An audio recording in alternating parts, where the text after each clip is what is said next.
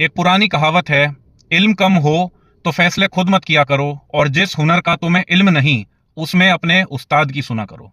वंदे मातरम दोस्तों, जय श्री राम। पहले भी कई बार कह चुका हूं कि जब बात सीरियस हीनियस क्रिमिनल केसेस की आती है, जब बात कोर्ट कचहरी की आती है, तो do not use your own mind, अपना दिमाग ना चलाएं। जो आपके वकील साहब आपको गाइड कर रहे हैं, किसी भी वकील साहब जिनके ऊपर आपको ट्रस्ट हो, जो वो लीगली गाइड कर रहे हैं अपने एक्सपीरियंस और प्रैक्टिस के बाद, उसे फॉलो करें। मगर लोग ये नहीं समझते हैं। रिसेंटली एक केस आता है जिसमें 4 बच्चे यूनिवर्सिटी में पढ़ने वाले रात के 2 बजे अरेस्ट होते हैं। 2 के पास से अवैध पिस्टल मिलती है और 2 के पास से 8.5 इंचेस के चाकू मिलते हैं। अब आप जानते हैं कि अवैध पिस्टल में तो आर्म्स एक्ट का केस बनी जाएगा। साथ ही आर्म्स एक्ट के तहत अगर 6 इंच से ज्यादा लेंथ हो किसी ब्लेड की या चाकू की, किसी भी टाइप के शार्प वेपन की, तो वो भी आर्म्स एक्ट के अंडर फॉलो करता है। तो इन बच्चों को पुलिस उठा के पुलिस स्टेशन ले जाती है और इनके पेरेंट्स को बुलाया जाता है। वहां से हमारे पास मैटर आता है जिनके पास चाकू था। उन्हें हम साफ गाइड करते हैं कि इन्हें कोर्ट में जब पेश किया जाएगा, हम कोर्ट में ही या तो रिमांड अपोज करने का ट्राई करेंगे या फिर बेल आउट करवाएंगे। मगर वहां जाके जो पुलिस वालों का स्पेशल स्टाफ है वो इनके पेरेंट्स को ऑफर देते हैं कि आप 1 लाख रुपए दीजिए और अपने बच्चे को घर ले जाइए। इन्हें इनके हम वकील जो हैं, हम इन्हें साफ बोलते हैं कि इससे कुछ नहीं होने वाला।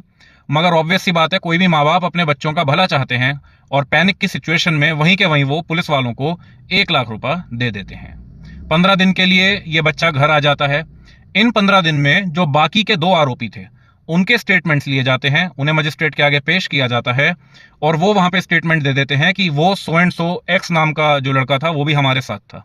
और अब 15 दिन बाद पुलिस दोबारा से इस बच्चे को उठा के ले जाती है। इसे भी उस एफआईआर में आरोपी बनाया जाता है और दोबारा से अब वही प्रोसीजर फॉलो होगा, बेल आउट करवाना पड़ेगा सेशंस कोर्ट से, वरना ऊपर जाके हाई कोर्ट से।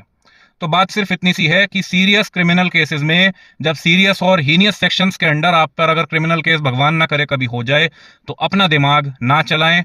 जो आपके ट्रस्टेड वकील साहब आपको बता रहे हैं उस चीज को चुपचाप फॉलो कर लें। एक पुरानी कहावत है, इल्म कम हो तो फैसले खुद मत किया करो और जिस हुनर का तुम्हें इल्म नहीं उसमें अपने उस्ताद की सुना करो। वंदे मातरम दोस्तों, जय श्री राम। पहले भी कई बार कह चुका हूं कि जब बात सीरियस हीनियस क्रिमिनल केसेस की आती है, जब बात कोर्ट कचहरी की आती है, तो do not use your own mind, अपना दिमाग ना चलाएं। जो आपके वकील साहब आपको गाइड कर रहे हैं, किसी भी वकील साहब जिनके ऊपर आपको ट्रस्ट हो, जो वो लीगली गाइड कर रहे हैं अपने एक्सपीरियंस और प्रैक्टिस के बाद, उसे फॉलो करें। मगर लोग ये नहीं समझते हैं। रिसेंटली एक केस आता है जिसमें 4 बच्चे यूनिवर्सिटी में पढ़ने वाले रात के 2 बजे अरेस्ट होते हैं। 2 के पास से अवैध पिस्टल मिलती है और 2 के पास से 8.5 इंचेस के चाकू